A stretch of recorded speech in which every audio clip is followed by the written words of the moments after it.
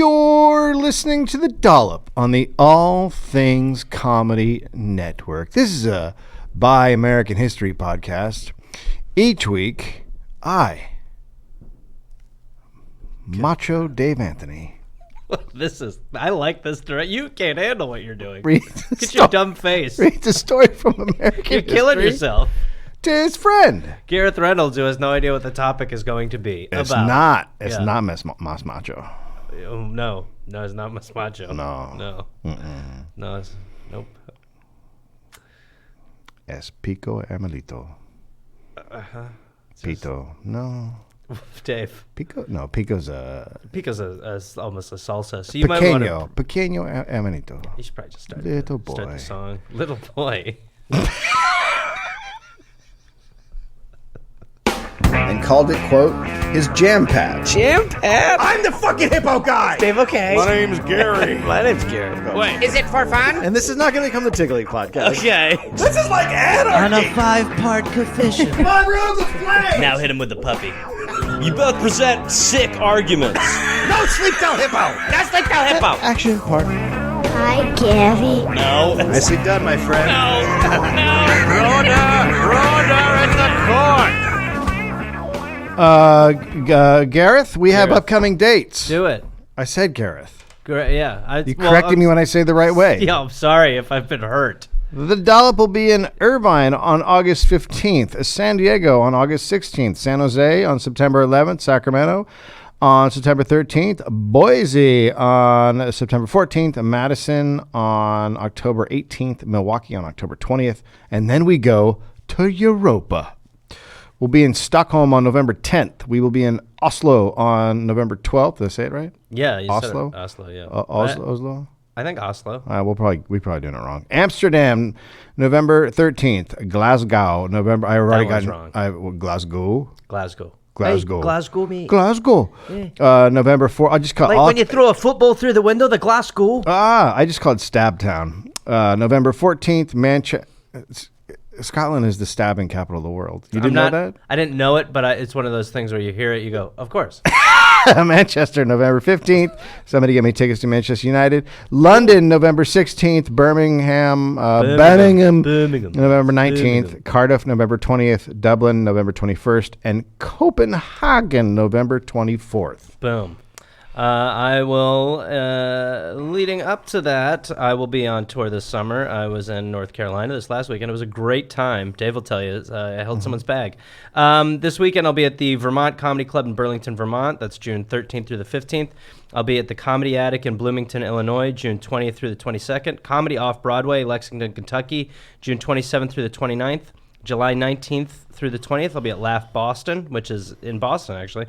Acme Comedy Club, Minneapolis, Minnesota, July 30th through the 3rd of August. Improv, Denver, Colorado, August 9th through the 11th. And then the Fremont Abbey in Seattle, Washington, August 17th. And it'll all culminate with an album taping, Comedy on State, August 24th. But I will actually be there August 22nd through the 24th leading up to that, if you want to come check it out. I have one more thing. I'm doing a thing with my buddy Ron Placone, which is an epic live stream to save net neutrality. It's actually tomorrow, Monday, June 11th. But my guess is you can go to epiclivestream.com and be a part of this. It's the fight for net neutrality. And yeah, I'm sure you can go there and check it out.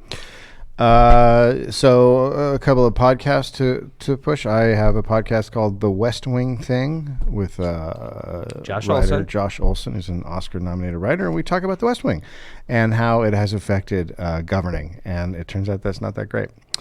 And then there's a really, really fucking funny podcast. Oh, I saw that clip you put up. Called Success Express. Right, Pod.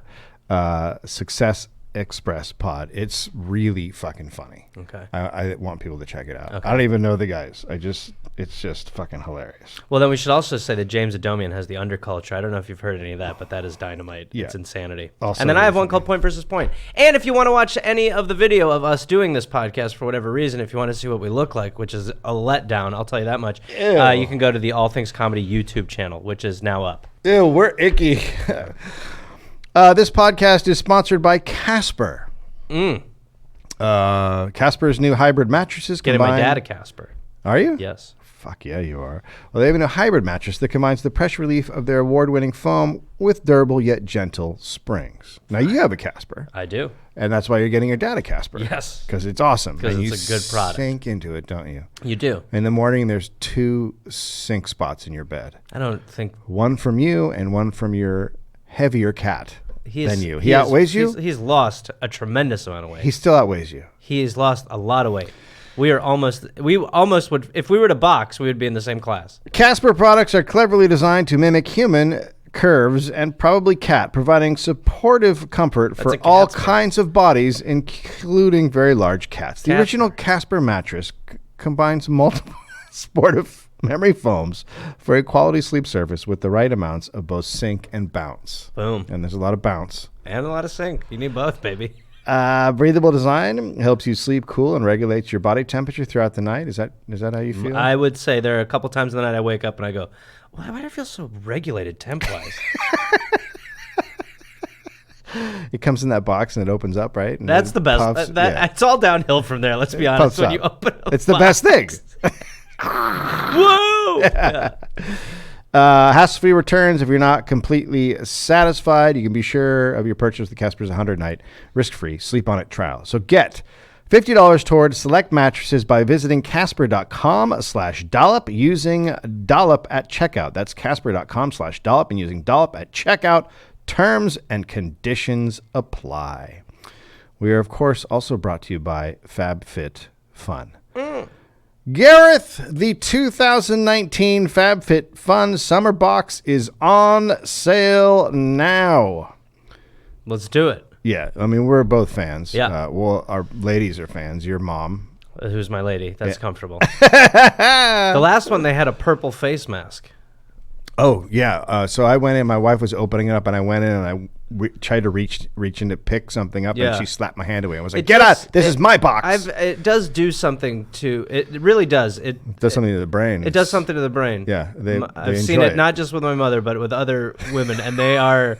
It's like meat. It's like a caveman who has meat. So if you love discovering new products, if you are a beauty and fashion maven constantly on the hunt for the next big thing, ever read about or spot something online that you've always wanted to try but never have, then you must try FabFitFun. Like we said, it's a seasonal subscription box delivered 4 times a year with full-size beauty, fashion, home, fitness, and wellness products for just $49.99 a box. Full-size products, no samples of anything. Every box guaranteed to have over $200 in retail value.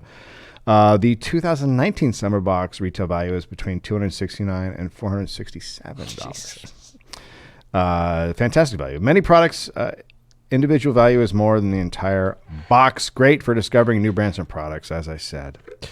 So sign up for FabFitFun today. These boxes always sell out. Use our code Dollop to get $10 off your first box. Go to fabfitfun.com to sign up and start getting the box for a life well lived. Use promo code Dollop to get $10 off your first box. That's over $200 for only $39.99.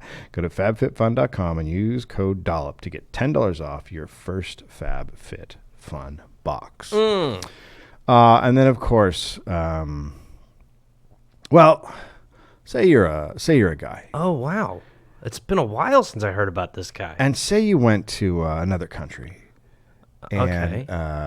and the leaders there didn't want to talk This to is you. the same guy normally, or this is a different person? And then say you were there, and thousands of people protested your you just being there. They did. Thousands and thousands of people all over the Okay, streets so I know what this is. protested you. And say your kids went to a pub and bought around for everybody and left without paying. Like Right. say you're that kind of person. Well, Talkspace is I think I know the really a family. good Talkspace is really a good situation for you. It is an online therapy company. Look, we all need someone to talk to, especially if you're the person I just talked about. A person who can support us through the rough patches or even everyday ups and downs of life. That's Talkspace. That's where Talkspace comes in. It's an online therapy company that makes taking care of your mental health more affordable and convenient than ever before. Simply provide your preferences for therapy, and Talkspace will match one of 4,000 therapists the very same day. Send your therapist unlimited text, audio, picture, or video message from anywhere at any time. And no matter what you're going through, you're not alone. Join more than 1 million people who feel happy with Talkspace. We've got a lot of people who have said... Many people. Yeah, that said this has actually really, really helped me out, especially people who are in places that can't get to a therapist, or else just you don't have the time. Or you're not in a place where you feel like you can. You know what I mean? There's people that are uncomfortable with doing that. Yeah.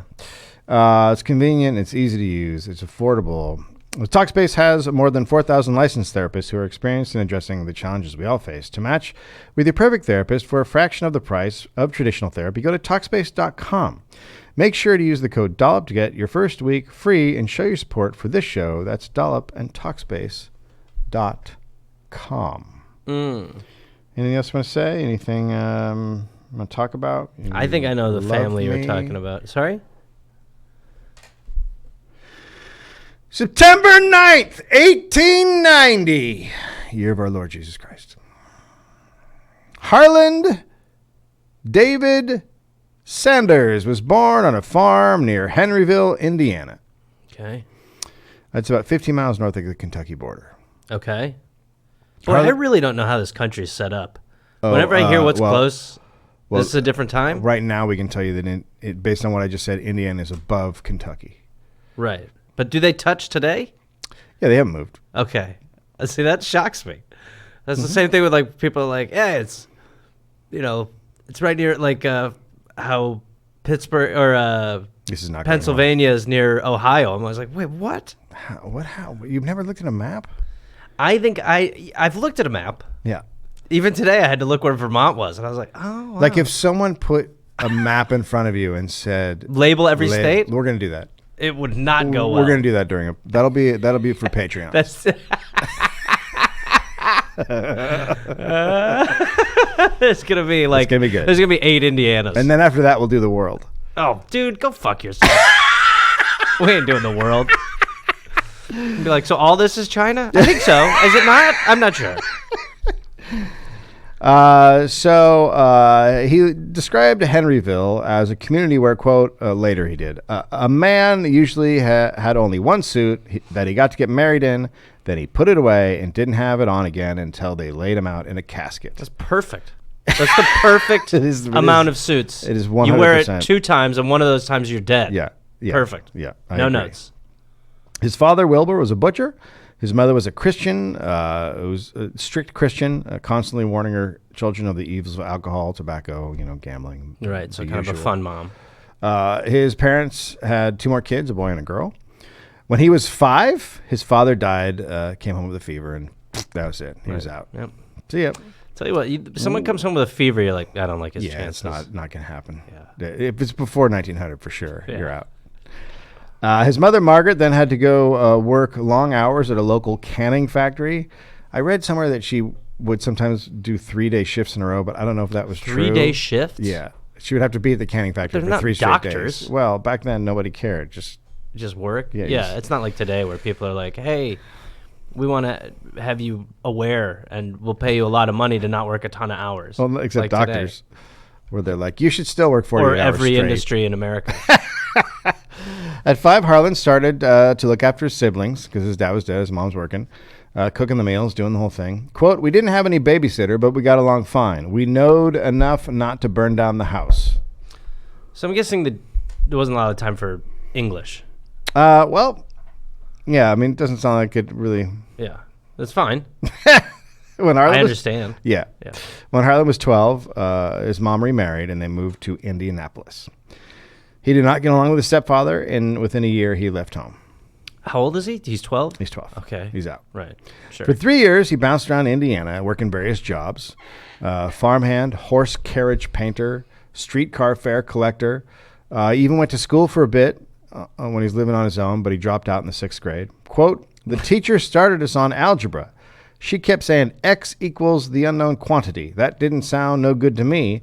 If there was an unknown quantity, I wanted to find out about it, else I didn't want to mess with it. That's where me and the school parted. This is where me and him come together. This is your Yeah. spirit animal? Yeah, this is the guy who doesn't know that Kentucky's next door. I like this. In 1906, at 16, he lied about his age and enlisted in the Army. I'm 14. That'll do. He was deployed to Cuba, but he got severe seasickness during the trip to the island, and that resulted in him losing 41 pounds. Oh my God, it's 16? That one I'd have What to do you check weigh? it. You Yeah. weigh like what, 150? I know. That I'd see. It didn't Especially say. back then, probably 140? It didn't say how much he weighed. You're but, losing like a third of your body mass. I mean, it's not great. Okay. He hated the military. His main task was taking care of mules. Well, I wonder what part of the military he didn't like. That's the fun part. Yeah, for sure. After 4 months, he was honorably discharged. Okay. I read somewhere that they found out what age he was, but who knows? Right. It might have just been he'd just done a really good job with the mules. Right. So they're like, get out of here. You peaked. He moved to Alabama and got a job cleaning locomotive engines. So that's cool fucking gig rad. for sure. And then he worked his way up to a steam engineer stoker, which is known as a fireman. So I think that's where you're throwing the coal in. All right. Okay. Yeah. It was there, he said, he picked up the habit of swearing like a sailor, which would continue for the rest of his life. Nice. In 1909, Harland met and married Josephine King. In 1910, they had a daughter, Margaret. So he's 19 years old. He's got a kid. Sure. Just the way it's supposed to be. Yep. In 1912, they had a son, Harland Jr. Harland became heavily involved in the Brotherhood of Locomotive Firemen and Engineermen, which upset his bosses, who were union busters. Okay. So it's a union. Okay.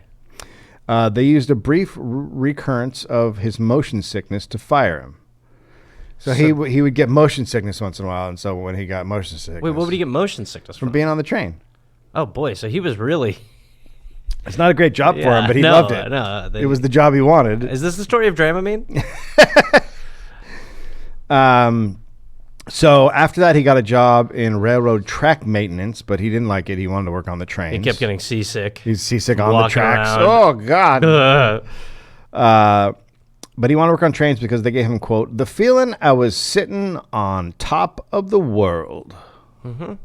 It's a different time, man. It's a different era. Everybody, all the kids back then wanted to work. Being on a train was the thing. Right. They're, you know. Yeah. It's different. Yeah. So he quit that job and left to be to get a fireman job in Virginia. He goes without his family. Okay. Interesting.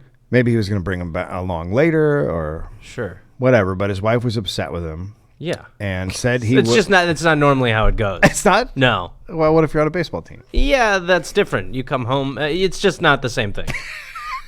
So it's not the same thing as like Buster Posey? No. It's not. No. Unless there's something glaring about Buster Posey I don't know. Well, sometimes he's gone on the Yeah, he for his travels. work. We travel for work. It's different. You don't go, I'm starting a new life in another town. I'll come back. That's what I say to my wife every time I go to a tour gig. That's a weird exit. That's just how I keep him on edge. It's a cool catchphrase. Keep him on edge. His wife was upset with him and said he was, quote, jumping around from job to job too much like a flea. His brother-in-law sent him a letter when he was in Virginia, and that's how he learned his wife had taken the kids and moved out, torn down their home, and gave away their furniture to neighbors. Jesus Christ, that's a She's out. When she's out, she's out. that's like a Lisa Left Eye Lopez exit strategy. She's everything. Everything must go.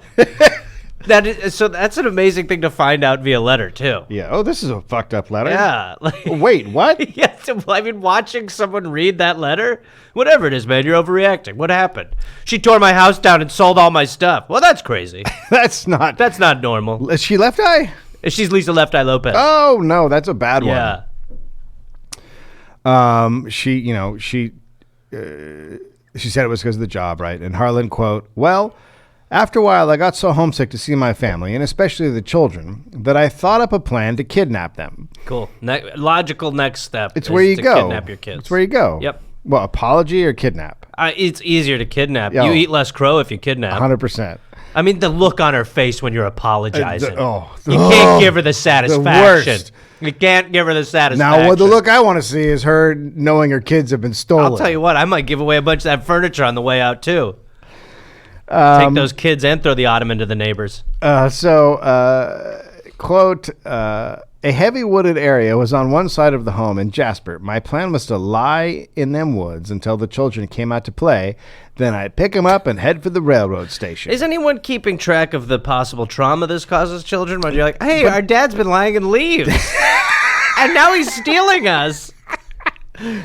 So he waited in the woods for a whole day, but the kids did not come outside. Oh, damn it. So Harland decided to just go up to the house, knock on the door, and upon seeing him... The kids should play soon. Upon seeing him, his wife immediately took him back. Weird chronology. Well, it's one of those things where it's easy. Why are you covered in dirt and twigs? I missed you. I like woods. I missed now. you. I walked here through the forest. I'm sorry I gave away our bed. Yeah, there's no house. Yeah, no, I tore it all down. I was Yeah. really pissed. Yeah, that's not what you should do. When I you're know. I let my emotions get the best of me. because it's a house. Well, you're the level-headed one because you just came back just to say I'm sorry and Yeah. just, and Yeah. I was the one who overreacted and Yeah. did a crazy thing. But Yeah. then you manned up That's and right. just came here just to I just said to apologize. I wasn't hiding in the woods. Nobody would say that. I You're covered in wasn't. twigs, but you Wasn't walked through gonna the woods. steal them. No, of course not. I was Nobody here would to ever say sorry. that. I wasn't stealing. Yes, the you were here to kids. say. I love you. Do you know where the border of Kentucky is? No.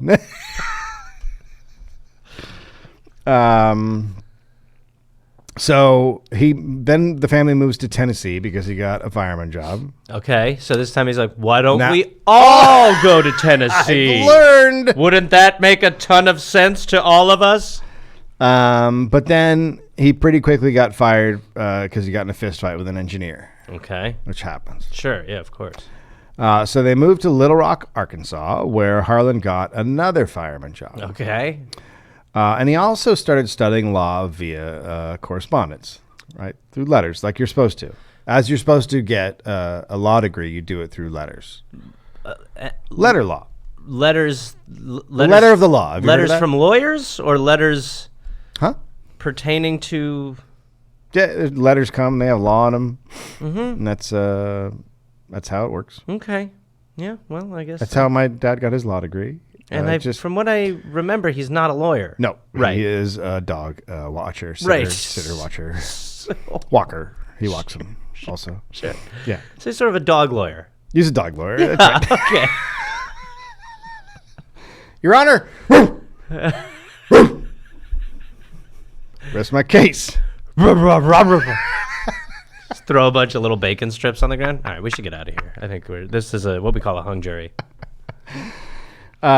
So he's studying law via letters.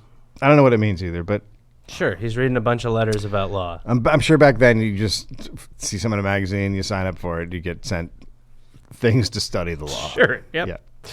One day a train jumped the track nearby where he lived, and he went and used his new legal expertise. Was it the Dukes of Hazzard? It was not. No, it's Oh. just a train. He uses his new legal expertise to help the injured victims get fair compensation from the railroad company, Okay. which he works for. Okay, so that's a So conflict. they were not happy that he Really? did that, They were like, you've been reading letters, Harland? and they fired him. Okay. If you can imagine, I don't know why. Yeah, well, yeah, I think I get it. So now he believed he was supposed to be a lawyer. Okay. And Harlan began to practice in the Justice of the Peace Court in Little Rock, which didn't require passing the bar. Right. Well, and also he's got 8 letters. Yeah, he's got, or So, more. I mean, at this yeah. point, he could have a lot. Yeah, of you could have a letters. dozen letters. So he worked minor cases. He was once arrested for attempting assault and battery for trying to beat up his own unruly client with a chair. So he has a little bit of a temper. Right. He's usually a It's super not nice a guy. good look in the courtroom to attack your client with a chair. Well, this is the early 1900s. So Still, it's not a good look. Like, I Okay. feel like the jury is like, I think that I don't like either of these guys. maybe it makes your client seem more sympathetic. It could be a brilliant technique. You're Yeah. right. It could be they're just like, well, the lawyer's just the worst.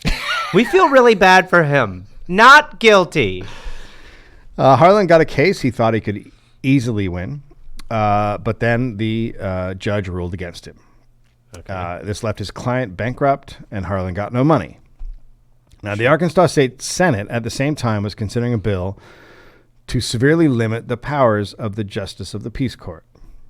So Harland was so angry about the case that he just lost that he went and testified in the Senate in favor of the bill, using the case he had just lost as an example of the court miscarrying justice. Right. And to be clear, Harland, you attacked one of your clients with a chair? Oh, well, sir, he, funny story, sir. He looked me in the eyes. Well, that is droll. Thank you. All right. Well, we should probably recess. Okay. Yes. The bill passed. Okay. Great news. Harland, quote, I began to realize I wasn't as smart as I thought. You see, maybe I'd made a big hit at the hearings, but I'd knocked myself out of a job. Yeah, I mean, yeah. How does it sounds like he had a lot of time to probably process what he was doing. Yeah, I think he was mad. Okay, so he's lawyered himself out of a law job. That's right. Right. What's he going to read letters about next? It's gonna be Medicine? tough. Well, he moved the family back to Indiana. Okay. He held a bunch of different jobs. Would have been nice if we had a house here. Well, it's on the ground. Well, It's it would be wood. nice. And maybe some furniture, like a bed or something. Oh my God, let it go. Yeah, I will let it go. Just like you let go all of our bedding and our pillows and our couches. You were going to steal the children. I was napping in leaves. For a day. Yes, for a day. Why do you think I didn't let him outside? Well, you why would you not crazy let him play? The kids need fucking fresh air, you lunatic? idiot. Oh, get over You're here. like the goddamn swamp thing out back. I love when we fight.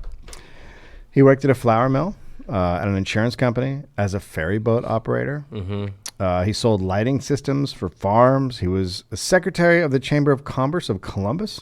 He was a Michelin tire Do you salesman. want to just go through what he didn't do? Is that in a shorter list? Yeah, he goes through a lot of jobs. Okay. So the Michelin tire salesman job ended in 1926. Now what happened was his son's Model T sedan sometimes needed to be pulled to start. His son's model. Okay, right. So he would hook it up to his car and pull it, and then Sure. they would get it going. Right. It's a good model. Yeah. So Harland tied the car to his, and he started pulling it. And they went over a bridge at Hickman Creek. You know Hickman Creek. Yeah, obviously. It's a swinging bridge that had been built for horse carriages, so it's... So it's super scary and treacherous and should have just been a regular bridge. That's right. Yeah. so not cars. On the bridge, when they're on it, one of the cables snapped, and both cars fell 42 feet. They're both inside the cars. Jesus. They both survived, scrapes, bruises, and whatnot. Mm-hmm. Cars are destroyed. So now they need another car to kind of pull those cars to get those going. You can see where this is going to go. It's the beginning of parades. So he got fired after that by Michelin because he couldn't afford a new car and needed a car to be a tire salesman. Sure. See He the problem. retired. He and Josephine had a third child, Mildred. Definitely time to expand the household while Yeah. things are so secure. Yeah. So after 15 years in Indiana, Harland bought a struggling gas station in Nicholsville, Kentucky. Quote, Sounds like a rich area. Yeah. Quote, up to this time, I'd always worked for somebody else. This service station gave me the first opportunity I had to control my own destiny. Mm-hmm. He opened earlier and closed later than his competitors. He washed customers' cars and repaired tires for free, and the station became very popular. Okay, here we go. And then a Great Depression hit. All right, now if memory serves, that was good for business. Good. It's called Great, Yeah, right? the Great Depression. Yes. It is a horrible name. Yeah, it should be the terrible depression. Yeah. Well, this depression is fantastic. It is amazing. I haven't eaten in days. This is a Great Depression. So We are having a hell of a time at the Depression. he's forced to sell the gas station. But the Shell Oil Company had heard how successful his station had been and hired him to run a new gas station in Corbin, Kentucky. Okay. There were two other gas stations. Finally, our heroes step in. That's right. There are two other gas stations in town, one run by Matt Stewart, the other by a man named McVeigh.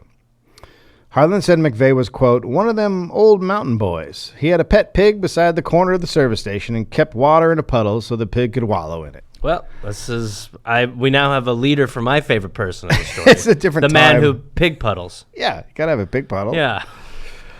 McVeigh had the best location in town for a gas station. He got most of the traffic from the highway, so he's right off the highway. Harland was very nice to McVeigh. When Shell offered Harland a second air compressor, he gave it to McKay because he didn't have one. Okay. And when when McVeigh retired, a short while later, he offered Harland the location.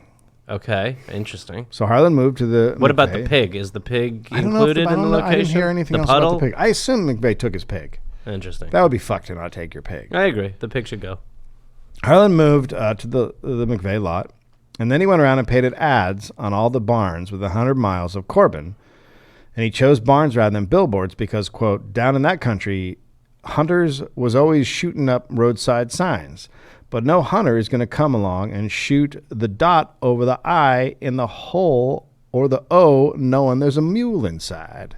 That's good lawyer logic. That's right. He thought it through. Yep. No, it's a relatable era as well.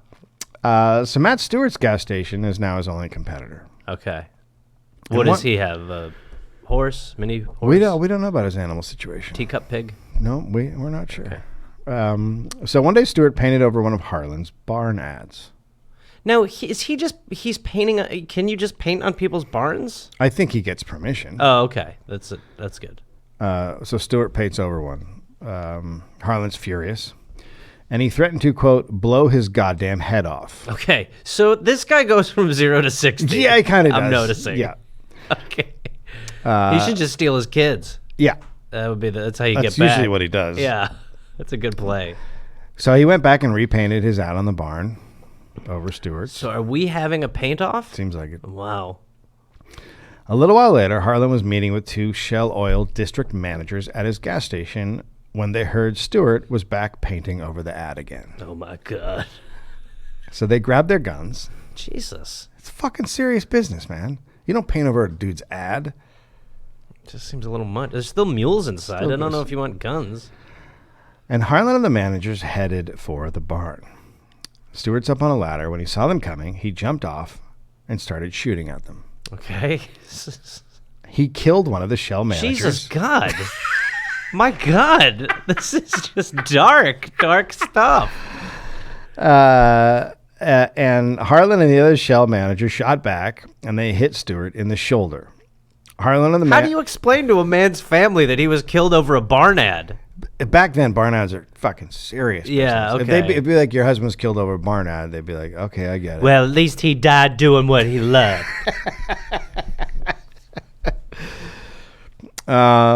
So they went to trial, but they were it was determined they had shot back and acted in self-defense. Okay.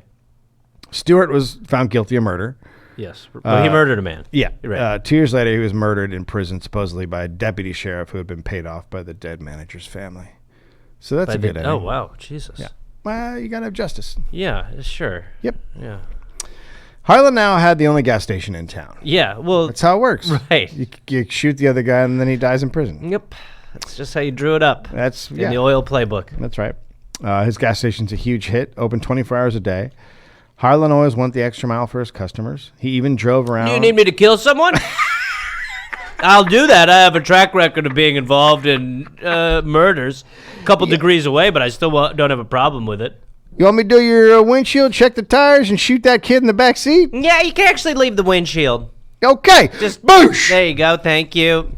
Yo, you want me to clean off the back seat? Actually, now that I look at it, I would like the back seat a little cleaned up. He's all over there. Yeah, he is. I really know how to do him. Who knows? Who knew he was full of so much goo? Oh, my God. When a boy pops, he really pops. That's my first boy pop. Yeah. I'm going to go inside and have a sarsaparilla. All right, I'm crying inside. All right, clean the back and make sure you get all the little parts out of the divots. Yes, will, ma'am. Thank you. That order was wrong. So he would drive around the state to check which roads were being repaired so he could tell customers what routes to take. Okay. That's a pretty good service. Sure, yeah. Yeah. We're so spoiled now, it's like, yeah, obviously. Waze. Waze. What are you talking about? Word of mouth about the station spread beyond Corbin. Truckers became a large part of his business. In 1932, his son Harland Jr. Died at 20 years old due to complications from tonsillitis. The great killer. Yep. The early 1900s version of AIDS. Was it terrible? No, but I was recently, for whatever reason, I may have been on Wikipedia searching which MLB players had died while they were players. And a lot of them died of really common shit. Really? Yeah. Yeah. So, but you did reveal that you're a real weirdo. I mean, sometimes you go down a hole. Yeah. Sure. Creep. Sometimes it starts with... Come to bed, Dave. Hold on, I just gotta check something real quick. Oh, that's crazy. Sometimes someone sends you a link of that a Cincinnati player went to sleep during a game on the field, and then you look that up, and then all of a sudden you're looking at which players died during baseball. It's quite a leap. We should careers. get back to the story, Okay. but you and I after maybe need to do a talk space. Yeah. Okay, that's fair. The death of the son puts a pretty big strain on the marriage. Sure. Harlan becomes a huge fixture in Corbin. He joins the Rotary Club. He started volunteering in an orphanage and Alcoholics Anonymous. He didn't drink. He wasn't a drinker. Mm-hmm. He volunteered as a county inspector and became friends with a lot of poor residents in the town. Okay. He started a side business delivering babies at low cost for families who couldn't afford real doctors. Sure. Yep. No, just keep going, Dave. What? What are you talking about? Well, he owns a gas station. He knows He law. owns. Listen to what you're saying. No, he doesn't. He knows law. No. He worked on a train. Yeah, he worked on a train. He was fired. He was an insurance salesman. Yes, he learned about the law from letters. We did a lot of jobs, so a lot of that just just doesn't translates mean that to you're able taking to take a baby a out of baby a out of lady. someone. No. Yeah. That's No. all. We're saying it the just all- exact opposite thing. But it all comes together and paints a picture. It does not do that for I feel me. like we're agreeing. We are disagreeing. Quote, I got me a lard bucket and puts my... This is a terrible start. we're talking... Let me lard your lady up, and then maybe I'll jump on her tummy until the thing goes squish, squish, and hits the pillar. What? I got me a lard bucket and puts in my shears and got... Shears? What? Well, first I'm going to trim her, and then we're going to lard her. I assume that's for the umbilical cord. Still. Or the sheep. I don't know. Listen, when you start with a bucket of lard, assuming you're going to seam the umbilical cord is pretty ambitious. If you tell me you've got a bucket of lard and shears, I'm like, Friday night, let's go. Let's do it. This Okay. is perfect. Oh, I don't even think you need the lard. The shears will do, but however you want to do it, doctor. No, I'm a gas station attendant. I got me a lard bucket and puts in my shears and gauze and Vaseline and kept it ready. When I got a call, I would grab that bucket and take off. I had at least one baby in them hills named after me. That's okay. So one baby lived, for sure. For sure. But then he quit delivering children after he delivered one who was conceived out of wedlock. That's what did it? Yeah. Yeah. Okay. Or he greased one up too much. I think he greased one up too much and it just shot out of the window. I assume he was using the lard to Without grease the chute. By the way, I'm picturing the lard with like a brush and he's just kind of painting around. Oh yeah, that's what does it? Yeah. That he's just sort of like how they used to hang up wallpaper. That's what I'm picturing. Or they probably still do. Harlan learned a corrupt cop was arresting tourists in town on fake charges. The local justice of the peace and county attorney would then convict them, and they'd split the fines with the cop. So they got a racket going. Yep. Corbin getting a bad reputation would hurt his business. So using his legal expertise... He larded up the bars and ripped the people out of the cells. He larded up the people. Harlan made forms explaining how tourists could ask for a change of trial venue. And the county attorney then sued him for practicing law without a license, even though he was just offering legal tips. Right. So Harlan then requested a change of venue, Okay. as right. he read in his own pamphlet. And they were like, where did you learn Oh, this? my God. He's a genius. He's been reading letters. And the charges were dismissed. Okay. But the racket continued. So Harlan put up a 16-foot tall sign outside the gas station Okay. that read, quote, Avoid Corbin and Whitley County. Constable and fee grabbers may get you. Walter Ray Smith, county attorney, receives 40% of all fines. I think this is out of the business model. I mean, he's Yes. Yeah. He's got to fight. He's got to fight. So Smith sued Harland for $20,000. Okay. They settled out of court. But this whole scenario, the whole thing, was written up in newspapers in Kentucky and in all the neighboring states. So he's a hero. Well, he got tons of publicity. Right, okay. So it just makes the gas station more popular. Right.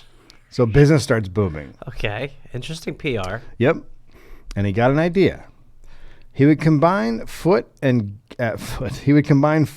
gas, so truckers would only have to make one stop. Mm-hmm.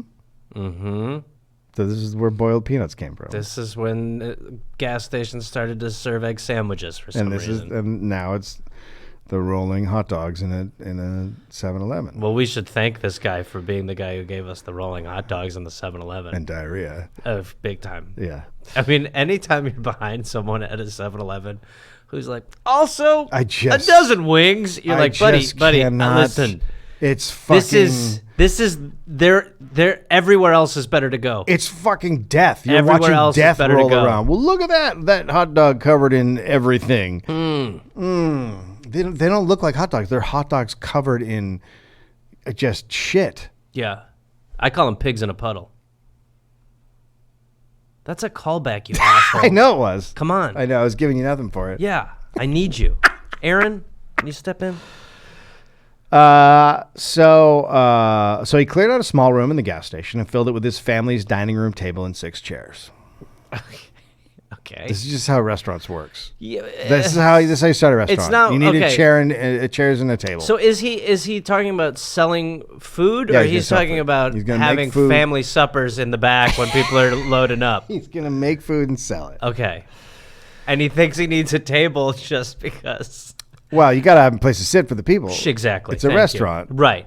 a food or sitter place. Yes, exactly. It's a food. So sitter. he cooked up what he knew how to cook: biscuits, string beans, and fried chicken. Word spread about the amazing fried chicken. His gas station got a reputation as a dining spot. Okay. He shut down the gas station and opened the Harland Cafe. The gas station part is done. Now he finished with the gas station. The people were coming for the food so much that he was like, just "This is what I'm going to do." Yeah. Okay. Soon the restaurant was just raking in money. And in 1935, the Kentucky governor gave Harlan the honorary title of Kentucky Colonel. Oh, what is going on? No. What? No. What? Yeah. This is like learning about the origin story of Grimace.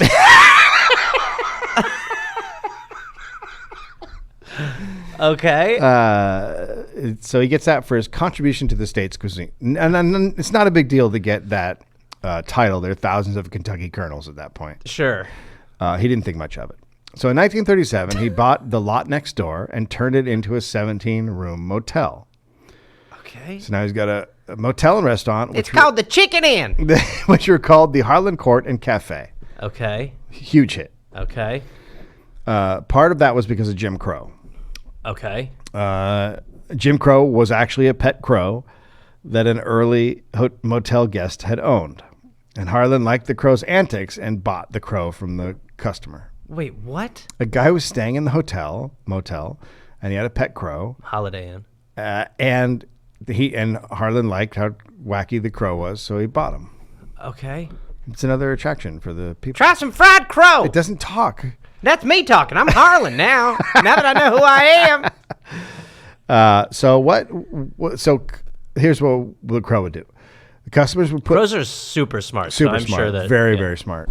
So people would put pennies in the cuffs of their pants, and Jim Crow. A really weird start. Yeah, and racist. And Jim Crow would run behind them trying to grab the penny with his beak.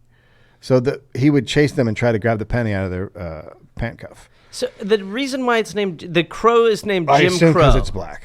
Oh, right. I can only assume that it's horrible racist. Right. Yeah. Which is normally the safe bet for this era. You wouldn't If you're expect to confused- find that in Kentucky at this time. No. Or now. Oh no. So if somebody didn't give the crow a penny, particularly if a woman didn't, Jim Crow would angrily peck at their ankles. So it's fun. Is it fun? No. Okay, right. Just to be clear. And once Jim Crow snuck into a guest room while the guest was at the cafe. Okay, this is now crossing a line as far as like what is like. This is now no longer a show. This is robbery. It's a horror movie at this point. It's becoming a horror film. Harland, quote, "I'll be goddamn if that crow didn't get to sashaying around the room and see himself in the mirror. And when the salesman... This is a crazy theory. When the salesman got back to the room, it was a mess. That crow had torn up everything to fight the other crow he'd seen in the mirror." This is a wackadoodle theory. The colonel, as we can now call him, his theory is that the crow saw himself in the mirror and he was like, "I'm going to destroy this room to show that other crow." That's right. Okay. Crow fight. Yep. So Harland, after that, had to give Jim Crow away. Okay. There was also a donkey out behind the motel for a while. Mm-hmm. And to amuse guests, Harland would bring them in back where the donkey would hee-haw. And apparently this was a great bit of fun. Sure. For people. Well, there wasn't TV. So this is where you would be. What are we going to watch tonight? We'll go watch a donkey kick and hee-haw. Well, we'll be all up all night with that adrenaline rush. God damn it, that was fun. Look at him. Oh, man, I'm exhausted from laughing and having a good time. Tell me the story about when you saw the donkey again. Oh, yeah. Okay, so he's kicking and stuff. Yeah, I walk around the building. Yeah. And the donkey's like, oh. Oh, man, I miss Kentucky. Oh, man. What a great place. It's even secondhand, it's a winner. There was a racist crow. Oh, well. Hated women. Of course. So oh, man, I miss that sexist, state. racist crow. Yeah, pretty great place. Yeah, this is, in this era, that's fine. Yeah. Oh, yeah, for sure. Oh. So early in 1939, a fire broke out in the restaurant and it spread to the motel. Most of it was destroyed, but it was insured. Harland, quote, "I got to thinking to myself, you can sleep a man only once in 24 hours, but you can feed him 3 times. Yeah. Sort of. So he built a 142-seat restaurant.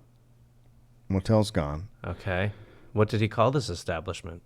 Taco Bell. Oh, that's right. Right. The restaurant became a huge success. Now, Harland still was holding a grudge against his wife for the time she left him and tore down the house. Well, I feel like we buried that. I feel like we buried the hatchet on that. He was still holding on. We did. He didn't. Okay. Quote, her They leaving made me. out so much. Though. Yeah, they did. They did. Yeah. Quote, her leaving me just because I had lost a job had a cutting effect where our love was young and tender. When our love was young and tender. I guess I never really got over it. In 1948, after 39 years of marriage, they divorced. Mm-hmm. Harland would later write what happened next. Quote, I never intended to marry again, but after a year and a half, I began to lose buttons on my coat. I could sew them on, but then my socks needed darning. And I couldn't darn socks. There's a tailor. I realized I needed a wife. No, you need a tailor. A Harland, wife. You need a tailor. Claudia had been one of our early employees. This so is not love. I don't marry this poor person. occasion to observe her and knew how dependable she was. No, you need a tailor. What her life was and how industrious she was. Maybe read some letters on how to sew. So I proposed to Claudia. No. And now my socks don't have holes. Oh, my God. And I get to fuck her. Oh, Harland. And sometimes I bang her through a hole in my sock to show her what I need fixing. But actually, that's not what happened. Okay. That's his version. Her version is like, I will never forget when our eyes met. And there was a sparkle off the river, and it just had a little twinge in the corner of his eye, and I knew he was the one. And then I handed her my socks. And then I started sewing up his buttons. Yeah, that's love right there. Yeah. His daughter Margaret said Claudia was his mistress, and they had been together before she came to work for Right. Harland. Quote, the peace of our whole family was altered by their affair. Mother refused to accept that she alone could not satisfy father's physical needs. He needed a two-piece. Yeah, he needed a double set. Yeah, he needed a two-piece. Maybe some sides. Yeah. Which, from the very beginning of their marriage, had seemed excessive to her. So he'd like to fuck a lot. Sure. He was a double fucker, they call it in the business. Absolutely, right. Father, nevertheless, had a libido which required a healthy, willing partner, and he found one in young Claudia. Mm-hmm. So that's the real story. Okay. Harland's life changed because he had an infamous dirty mouth. Okay. He went to a National Restaurant Association convention and became friends with a Salt Lake City restaurant owner named Pete Harmon. Okay. Now, Harland told Harmon he was going to go. So after that, Harland told Harmon he was going to go to a church convention in Australia. Okay, great stuff. Quote, of course, I didn't tell him that my reason for going was to try to get some inspiration to overcome my cussing. He's going to an Australian church to learn how to not cuss? Well, it's not a church, it's a church convention. Right. So a lot of church people. I don't know if Australia is the right place to go to stop swearing. I feel like that's off the list. Mate, fuck's not a fucking swear, mate. You come all this bloody way to try and quit swearing. No, fuck's not a problem. Turn your fucking Bibles to pay. Now, see, what you do is you have a couple of these beers, and then you beat the man with a bloody Bible. That's the move. I didn't particularly care for the meetings, but I did think with all those pious people around, ministers, missionaries, and such like, that I might be able to get the kind of help I needed. Well, the truth is you've never been able to find a bunch of religious fanatics in America. That's right. So you have to sometimes outsource. Got to go that to job. Australia. Yeah. So he's going to Australia, and the guy Harmon in Salt Lake City says, "Stop by my restaurant. And you stop by and hang out in Salt Lake City on your way to Australia." Sure, it's a natural destination. It's a straight, yes, right on the shot. way. It's a straight shot. So it'd be crazy to not. Yeah. I mean, you're going right by it. That's right. So he did. Okay. And there, Harland cooked his first batch of his fried chicken that he ever had done outside of his restaurant. Okay. Harmon loved it and talked Harland into letting him license the recipe. Harland would get 4 cents for every chicken sold. Okay. Seems like a shit deal. Doesn't it? That's kind of free money. I mean, Yeah, but it's also like, yeah. I mean, licensing is really free money. Right. But still, you Yeah. can have more free money. Well, we don't know how much the chicken cost back then. That's true, but I'm assuming it wasn't 8 cents. He stopped by on his way back from Australia 2 weeks later. It can't be 2 weeks later, but whatever. Yeah. Probably 2 months later. 2 years. Yeah. And he found a 7-foot tall sign touting the new name, Kentucky Fried Chicken. Wow. The manager came up with a slogan, "It's finger licking good." Oh, he did that. Harmon had Harland record a radio ad for Kentucky Fried Chicken. You're going to keep licking your fingers, you ain't going to stop. It's the first time he had promoted his food on mic. In 1953, the Eisenhower administration came up with the interstate highway system, and after a few years, news came that the highway in front of the Harland Cafe would be replaced with Interstate 5, which would bypass Corbin entirely. Oh, no. So most of the restaurant's business were travelers on the highway. This is where they invented roadside barns. Or IEDs. IEDs, exactly. He saw the writing on the wall and decided to sell the restaurant. 2 years before, he had been offered $164,000, but now he couldn't find a buyer. In 1956, he sold the restaurant for $75,000 at auction. He used the money to pay taxes and outstanding bills, and Harland Sanders was now 65 years old, living off his monthly Social Security check. Wow. Okay. America. Yeah. Harland had made some similar franchising agreements for his chickens that he had done with Harmon, but Sure. half a dozen or so around the country. It's not a ton of money, not making him rich or anything, obviously. But there's potential. He sees potential in franchising. Right. So He's still business minded. How old is he? 65? Yeah. Okay. 65. All right. Without a restaurant, Harland and Claudia dove into the franchising business. Claudia mixed the herbs and spices and shipped them off to franchises, which ensured the recipe would remain a secret. Uh-huh. Harland crossed the country looking for new franchisees. He would spend days at a restaurant promoting his chicken technique, cooking for customers, and often sleeping in the back of his car. He would just go to a restaurant. What? He would just drive around to restaurants and try to talk them into doing his So essentially, he's licensing like his chicken. an acoustic guitar player, but with spices. This That's next one, right. you're gonna love this next one. It's called Wings. He's essentially a shitty cover band. Right. Okay. So it's 65. He's sleeping in his fucking car. Sleep- Like the ultimate nightmare. It's Right. hard enough to sleep when you're 65 in a bed. Yes. But he needed a marketing scheme to set his brand apart, and he remembered his honorary Kentucky colonelship and began going by Colonel Sanders. Here we go. Here we go. He sported a white mustache and goatee. He started using a cane, holding a cane, wearing a white I'm gonna suit. dress like old Satan if he had white. White suit, white shirt, black string tie, black shoes. While Colonel Sanders was known to be a nice guy, he had anger flare-ups. Sure. He was known to swear at employees, and sometimes at the employees in restaurants, his chicken was franchised in. Sure. Well, he's an old man. Yeah. Right. Yeah, that's right. Yeah. He wasn't one to back down or let stuff get by. At a restaurant he and Claudia were eating at, this isn't even a franchisee. This is just a He's just place going to he get and pissed Claudia about the are- seasoning at another restaurant. Well, he was served undercooked eggs. What, over medium?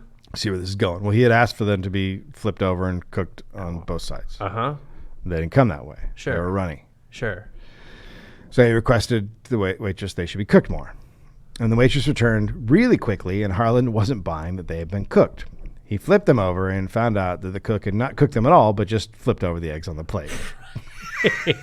I like this cook. How about go fuck yourself?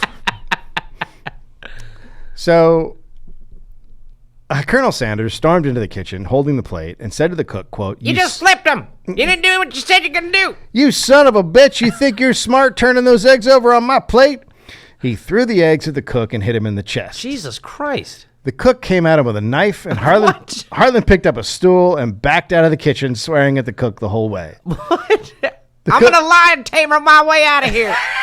The cook eventually stopped his charge and went back into the kitchen, and Harland and Claudia ate somewhere else. Oh, okay. So it I'll didn't tell get you that what. The silver lining is that cook now listened when orders got sent back. Well, fuck yeah, He was like, I'll just cook them for oh, you another know, second. I'll flip it over. Yeah, I almost stabbed a guy when he threw eggs at my chest. So I'm going to just flip these. Kentucky Fried Chicken spread across the country. There are new franchises in Indiana, and there in Indiana at a new franchise there was a young chef, cook, whatever, named Dave Thomas. What? This Harland- is like this is like the Bill Walsh coaching tree. We got Davy Thomas working it back, and a little man named Jeb McDonald, aka Ron. I'm Ron McDonald. Lucky to meet Carl Jr. How are you? My dad was big into this. Harland became his mentor, and Thomas invented the rotating chicken buckets that were outside KFC restaurants Oh gosh. for decades. Thomas helped revive some failing KFCs and was given money for that, and he used the money to start his own chain of hamburger restaurants named after his daughter, Wendy. This is like Super Friends. Colonel Sanders' magnetic personality, combined with his chicken recipe, were a hit. The family had enough money to move to a 5-bedroom house near Louisville. By 1960, there were 200 KFCs in the U.S. By 1963, there were 600 franchise KFC outlets in North America. In October 1963, Colonel Sanders, was approached by a longtime friend named John Y. Brown, Jr. Brown and a partner, his father, wanted to buy KFC. But Colonel Sanders said a sale was out of the question, and Brown kept pushing, telling him the business would fall apart after he died and his kids would not get what they deserved. This is a cool tactic. This way they would get cash. Right. Okay. Right. Yeah. So the Browns also got franchisees around the country to tell Harland they wanted him to sell. And they did that by promising the franchisees stock in the company once he sold. Oh, sure. That happens. So that's cool. For sure. Yeah. Harland eventually decided a sale was the right move. Quote, I realized how the popularity of Kentucky Fried Chicken was growing right over me and mashing me flat. Yep. Time to sell. That's what they say. I just couldn't keep up with it. Yep. That's definitely the time to sell. When you're like, this is so out of control fiscally. I'm out. I'm out. In March 1964, he sold KFC to Brown and his partner for $2 million. Stock shares. Jesus Christ. stock shares and a continuing role as a KFC advisor and brand ambassador for $40K a year. My God. That's a good deal for back then. That's a lot of money for back then. But still. I know. It's not a lot, but he got stock and he gets $40K a year. Ding. Let's have it some professionalism. My sister. She says, not my problem. I don't know what that's about. Doesn't sound great. What a nice little curtain peel back that is. That's my sister. She said, you're not my brother. Anyway, 1965. I'm sure it's about my dad. But then he gives his stock shares that he got back in exchange for ownership of KFC Canada franchises. Interesting play. So in 1965, he and Claudia moved to Ontario. So he's banking that we got some piggies up north. That's too, right. Yeah, and there are. We know there's piggies up north. I'll tell you what. Thanks to America, there's piggies everywhere. We're just piggies in puddles. That's right. What the hell's happening right now? Oh, sorry. Brown hired a PR team who created a national ad campaign featuring Colonel Sanders. He became a minor celebrity, appearing on The Tonight Show and Lawrence Welk Show and others. He made more money and became a major philanthropist. Around this time, Colonel Sanders became very religious. Oh, God. I'm Father Sanders now. In 1967, he was baptized in the Jordan River. Imagine seeing that. Isn't that the Colonel getting dunked? Is the Colonel getting dunked in that river? I see him. He's a beautiful beacon of light, and he's right before me now. Finger licking good! I have touched the Lord, and I'll tell you, his love is finger licking pious. He became close friends with Jesus. Billy Graham and Jerry Falwell. Oh, for God's sake. Yeah, fuck, right? We liked him till now. Yeah, I know. It's a good run. Yeah. At one point, he went to see a doctor because he had an impacted bowel. What? Do you know what an impacted bowel is? I'm guessing it's severe constipation. Yeah, there's something in there that's at that point like a rock, and you got to get it taken out. If there's ever been an advertisement for KFC, it's that. Come on down and get our everlasting bowel bowl. Are you sick of pooping? Well, KFC, if you get our 9-piece bucket and a side of our mashed potatoes, you're going to find that you're not going to have that problem anymore. Shit'll come out of your ears. You'll be sweating your poo. So the doctor finds that he has a colon polyp. Harland claimed in his autobiography that he cured the colon polyp with prayer. Yep, that's how most polyps go. That's how they go. Yeah. Quote, last night a minister prayed that God would heal me, and he did. Imagine if you're God. God's like, no. Let's just say hypothetically this is a real situation, and God is up in the sky, and she's very busy. She's got a lot to do, a lot on her plate, and then there's just these prayers are coming in nonstop, and then you got so much to do. I mean, the world, the universe, you're overseeing, you're all knowing. And there's someone down there praying to get a polyp out of them. I love that guy. I'm going to kill him, but I love him. I mean, he's dead, but he's great. I mean, he's so into me. You kill him because you're like, I want this guy by my side. This is hilarious. He's super into me. And I can't wait till he gets up here. And I'm like, guess what? What? It doesn't work. That's not how it works. That's why I made doctors. You fucking idiot. I never made Falwells. Well, they're saying different. They're not great. They're not great. Oh, your love is finger licking. One of them and his wife are fucking a pool boy. Yeah, right. Well, yeah, I was looking the other way on that. Okay. Yeah. In January 1968, Harland invited FBI Director J. Edgar Hoover to celebrate his 80th birthday. What a list. What is this? This is like, you are hitting some real gems in this one. You've got the Falwells. We're talking about Colonel Sanders. Now he's hanging out with Hoover. He wrote him, quote, I do believe us old folks can show those young people what celebrating's all about. Oh, yeah, right. And we know Hoover did. I mean, yeah. Quote, Harland had previously written to Hoover in 1960 to compliment his handling of the, quote, San Francisco riots. He was probably talking about Black Friday protests, which were demonstrations against the House Subcommittee on Un-American Activities. So Harland basically said he really liked Hoover's work. Yeah. And who didn't? Yeah, everybody. Harland's FBI report begins, quote, Colonel Harland F. Sanders. Colonel Harland of Sanders? Harland I thought that was like a Game of Thrones, like fast of food Sanders. I am Harland of Sanders.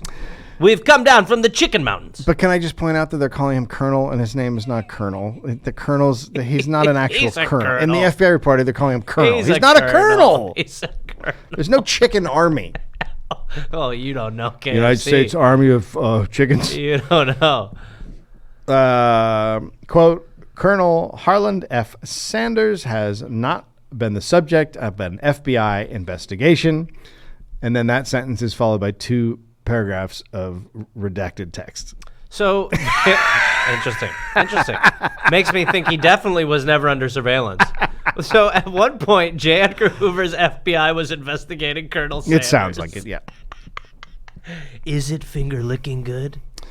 In 1968, the very racist Alabama politician George Wallace considered Harland Sanders as his running mate for his third-party pro-segregationist presidential campaign. Oh, my God. What? How great of a dollop would that be? If he had run... There is an alternate universe where he eventually became president. Oh, I think we're living in it. I think we've hit it, man. I think we're there. We've never had a president who likes KFC more. Oh, absolutely. And I'll guarantee you Trump's dealt with an impacted bowel. Oh, well, 100%. He is an impacted bowel. He is an impact. That's what the Secret Service has to do. I'm sorry, you have a Trump. Don't worry, I'll just pray. Jesus loves me. He's a close friend. Even though Harland was a major contributor to Wallace's campaign, in his autobiography, he claimed that he is not racist, writing, quote, I'm not racist. Yeah, exactly. I was just about to say, you'll find most non-racist people have made that statement in their life. His daughter said he liked Wallace because of his other not racist policies. Yeah, for sure. Yeah. That's why and that's a blip. You're like, That's a polyp on the ass of policy. I love Wallace's tax policies. There's also the thing where he just constantly talks about segregation and how bad black people are. But other than that, again, he's the great. tax plan is really good. Super good taxes. Trickle down. In 1971, Brown sold Kentucky Fried Chicken to food distribution company Hubline, which distributed Smirnoff vodka. That obviously did not please Colonel Sanders. He also didn't make any money from the sale because he didn't own any stock because he traded his stock for... But he's making enough money off the Canada franchises. Harland thought the quality of KFC then went downhill, mostly because the giant corporation was using cheaper ingredients to save money. In 1974, he sued Hubline, who he called, quote, booze hounds. He claimed they weren't following his secret recipe and that his reputation was suffering as a result. Sure. He told the Milwaukee Journal, quote, I'm not too proud of my name being associated with some of my restaurants. Everybody thinks I'm Kentucky Fried Chicken. They don't know these other fellows who really run things. I only want to find out how much of my body and soul they own. Oh, my God. Yeah. That's pretty deep. He really loves the headline for that should be Fake Colonel Worried About Name. All right, there's that. The suit was settled out of court, but Harland got $1 million. Okay. The next year, he opened but because basically they couldn't have their spokesman suing them. Right. It's a fucking nightmare. Of course they had to pay him off. Not a good look. No. Imagine if Ronald McDonald was suing McDonald's. Please, can we get there? Please. I'll do anything. I've been so good. The next year, Colonel Sanders opened a restaurant in Shelbyville called Colonel Harland Dinner House. So he is now He's going now rogue? opening his own fried chicken place. Okay, that answers my because question. in his opinion, they've changed the formula so much that it Yes. doesn't taste like his chicken anymore. Right. So he's like, I'm going to open up my chicken place. Right, he's going to put himself out of business, hopefully. KFC was upset. What was upsetting I him? don't know. That he opened a different restaurant. It's called Fuck You Kentucky Fried Chicken. Well, okay, we need to give him more money. So they got upset, and so he renamed it Colonel's Ladies Dinner House. Well, now that is a name that makes sense. I was worried we were going to get a little more into the questionable territory, but obviously we've landed on a good one. Colonel Ladies Chicken House. Still. Lady Chickens. KFC still sued. Okay. Wow. So they're really... Harland countersued them for $122 million. Interesting number. Claiming KFC was interfering with his business. That's right. Now, the case was settled out of court, and no one knows for what. But the name was changed to Lady Fingers. Claudia Sanders Dinner House. Claudia Sanders Dinner House. That makes it... So even with the lawsuit, Harland remained part of Kentucky Fried Chicken. He was still active in promoting Kentucky Fried Chicken around the world well into his 80s. At age 87, he testified against mandatory retirement before the U.S. Subcommittee on Aging. He was also very active in the bedroom. His daughter said once during a conversation there was a lull, and then Harland randomly blurted out that he continued to have sex past his 83rd birthday. Oh, what?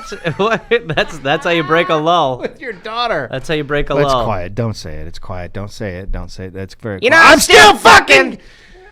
God damn it. I can't believe I said that to you, my precious daughter, but I'm still fucking. I like to come on her face. I feel weird. Well, Dad, we're probably going to get going.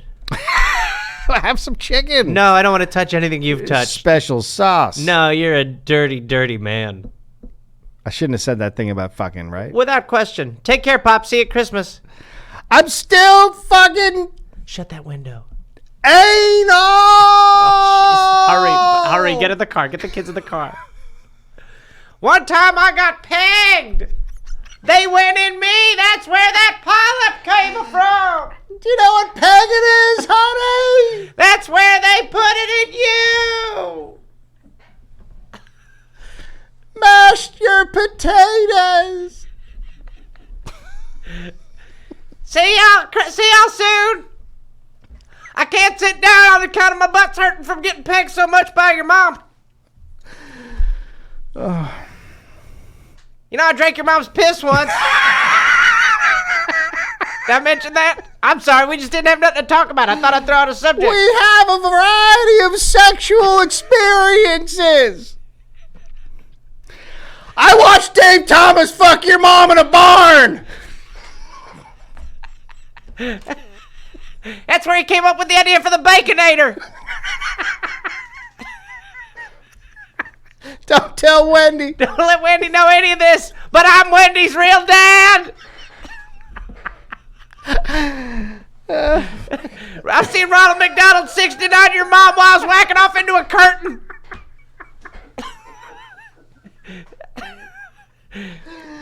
I know why they call him Long John Silver. Got a huge. Honey, where'd you go?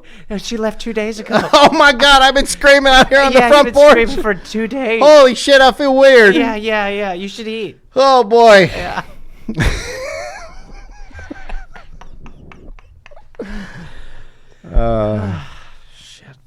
So he would make surprise visits to KFC locations, and if he didn't find the food up to his standards, he would denounce it and sometimes even throw it on the floor. Sure. So nobody's told him to stop throwing food places, so now he's just kind of developed a tantrum quirk. In 1978, he went into a KFC in Bowling Green, Kentucky, and after he ate, he told a local newspaper, quote, "My God, the gravy is horrible.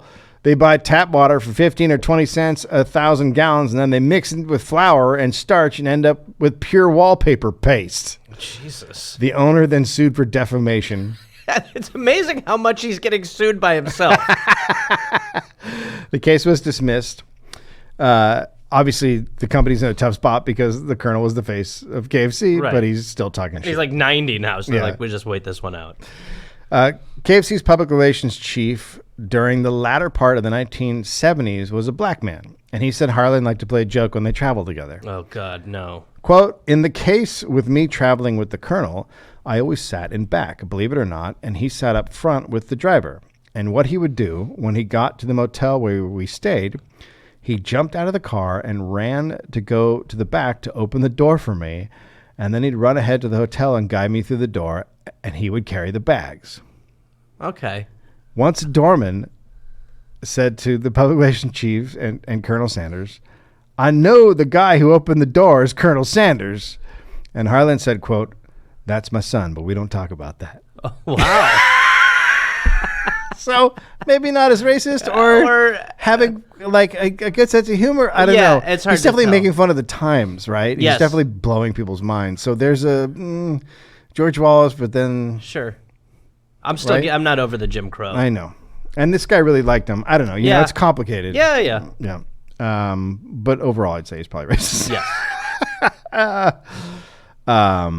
And a couple years ago, the CEO of Papa John's said he should be able to use the worst Oh. racial slur there is because Colonel Sanders used to use it. Oh, is that what his justification Yeah, was? that's what he said. He no longer works at Papa John's. Yeah, that is the best. But that was his justification. What? Yeah. Yeah.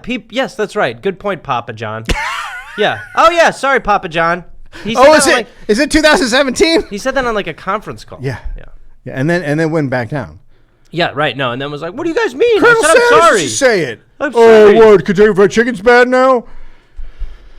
That guy is a real piece of shit, Papa huge. John. On December 16th, 1980, at age 90, Harland Sanders died of pneumonia in Louisville, Kentucky. After his funeral, his body lay in state at the Kentucky State Capitol. Wendy's... You know that in the will asked for him to be deep fried. Oh, God. That would be so fucking amazing. Yeah. That would be the best thing ever. And that's why I'm always going to miss my dad. God damn, your daddy smells good. He's going to be delicious. Wendy's, obviously founded by Dave Thomas, is the fourth largest food chain in the U.S. The 11 herbs and spices in KFC chicken recipe are still a closely guarded trade secret. There are over 20,000 KFC locations in 130 countries around the globe, making it the fourth largest fast food chain in the world. One country is Thailand. Sort of. In 2013, it was revealed a KFC-type restaurant had opened in Bangkok. It looked exactly like KFC with one small difference. It was called Colonel Lady Chicken. Colonel Sanders' head was replaced with the head of Hitler. Oh, I'm terribly sorry. And the head restaurant was named Hitler. What? Hey, Thailand, can we talk to you for a minute? What? I want everyone not to Google Thailand and Hitler because Hitler is a big thing in Thailand.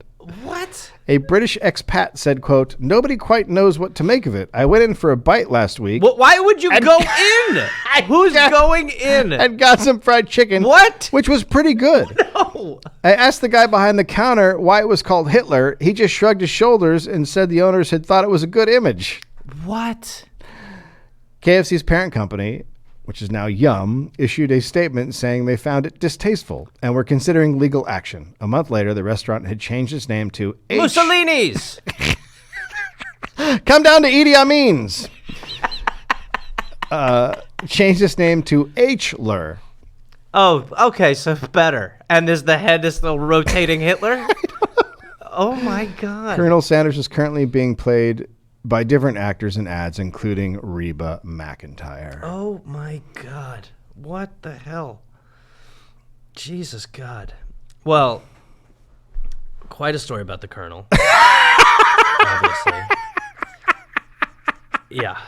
I'll tell you, I think among, all fast food places are pretty bad just because they, oh my God, it's Hitler. It's Hitler in everything else is the same. It's just Hitler's head, and then it's Colonel Sanders' little apron and his little outfit, and it just plainly says Hitler. What does the sign say out front? There's a little sign on the door. I'm sure it's in Thai. Oh God, I would hope that it says closed for distaste. But I think all fast food places really, for the most part, are that's why like Burger King now has the Impossible Burger, and Yeah. I think that is good in a way. But I'm also like, I don't give Burger King or KFC or any of those places my money because they are so bad too. The treatment of animals is so abysmal. I know. I was so on an Impossible Burger the other day, and the only place close was Fat Burger, and so I got one there. Yeah, But you feel bad eating it there. Yeah. Well, and so I've been a vegetarian for almost all of my adult life. And there was a time when I was in LA where I was pescatarian, And I was like, I'm gonna stop eating fish soon or whatever. And I was with a buddy, and he was editing something for us, and I was like, because he was doing me a favor, so I was like, yeah, I'll come over and we'll work on it. He's like, yeah, just grab me some KFC on the way over. And I was like, okay, yeah. So I had to go buy KFC, and I went and bought him 12-piece or whatever, and we were sitting in his little office, and he's editing, and I'm sitting there, and I'm like, and that was the day I started eating chicken again. Really? Yeah, for like a year. Yeah. Okay, so I'm a kid. God, I'm probably 10. And after I have a baseball game, sometimes my dad would take us to KFC afterwards. Right. And so he's in getting the chicken, and I'm outside, and I'm in the parking lot. I'm just fucking running around or whatever. And I go around back. Oh, God. Bad start. So fast food restaurants should not have backs. They should just be. And there's like a gated off area. Oh, God. And it's where the dumpsters are or whatever. And I open it up. What you open up the gated off area? I'm a kid. Yeah. And there are oil drums filled with chicken carcasses. Oh my. And they are gray. Yeah. Because they've been tossed out and are just fucking sitting there. And they're piled high, as high as they can be. Maybe in Hitler oil was drums. the right spokesman. And I never ate. Yeah. I don't think I've ever had fried chicken again. There was a rumor about 10 years ago that I believe has been debunked, but was pretty fantastic, where it was that KFC was, and the truth is that the chickens they use, I'm sure, are full of antibiotics and hormones, but there was a theory that they had created a headless chicken called Animal 15. Have you heard about this? It was, and they basically called it like a multi-breasted, multi-winged, four-winged bird with no head. But it was just the meat was so voluminous that's why it was kind of genetically modified and created. Oh my, yeah, but that's close to what they are anyway. Oh, totally. No, the chickens. I mean, yeah, I'm sure their breasts are so big they can't stand up. a lot of them have trouble standing up. And then there's the thing where they eat each other.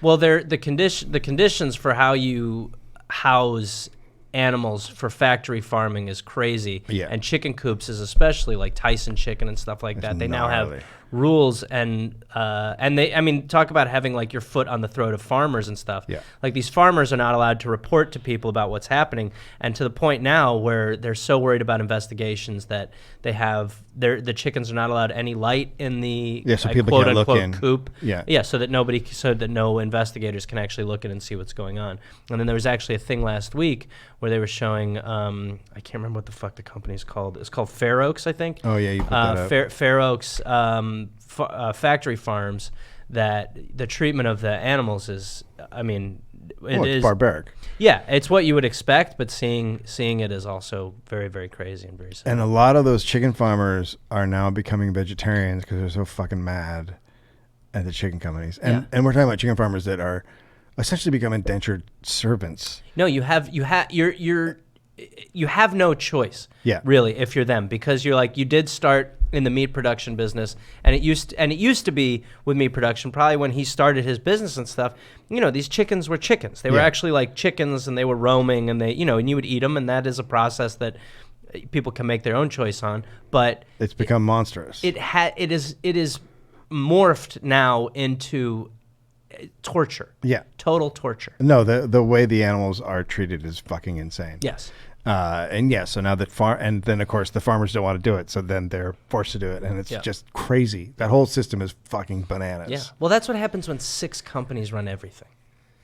I think it's 5, and I think it's pretty might be good. 4. I think it's pretty good. Yeah, I do think it's good. You sold Have me. you noticed anything bad? I haven't seen. Yeah, I no. haven't Now seen that I think about it, wrong. now that I think about it, you're right. It is good. I thought I made a good point. It is a good point. Yeah. It's a finger-looking good point. I'm not touching your pinky, even though Lick you're it. holding it in front Lick of my my finger. face. No. All right. We sign cars. We sign cars. Go to dolloppodcast.com for tickets to our shows. Yeah. Join us.